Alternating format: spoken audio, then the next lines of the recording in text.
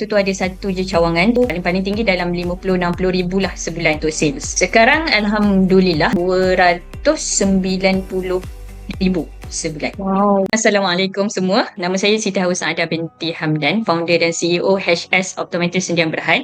So kami buat servis optometri dan produk yang ada adalah cermin mata dan aksesoris kentang mata. Tahun 2020 tahun COVID, waktu tu yang berjumpa dengan pakai HR. Tu ada satu je cawangan paling tinggi dalam 50-60 ribu lah sebulan untuk sales. Sekarang Alhamdulillah 290 ribu sebulan. Itu ada satu kejayaan yang sangat besar. So bila dapat suatu event ni, dan yang paling penting adalah KPI untuk tim tu, apa perubahan berlaku especially untuk tim sendiri. Benda yang paling susah adalah monitoring. Sebab kita nak monitor tim tu, bila makin ramai kita nak monitor, makin ramai orang, so tak mudah. Masa saya try buat tapi tak sempat nak monitor. Sampai tahun 2024 baru saya start monitoring. Bila dah buat monitoring tu baru kita siap buat keputusan cepat. Syap.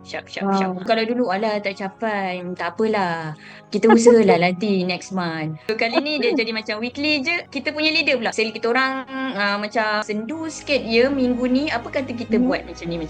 So kita punya leader pula yang dah take action based on kita punya report tu.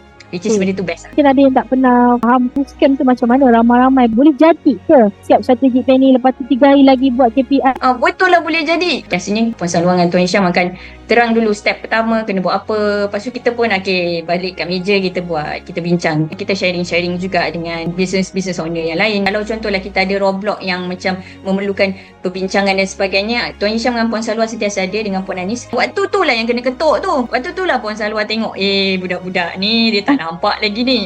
So kita take action untuk supaya roadblock tu tak berlaku. Untuk boost camp ni kena buat all out lah.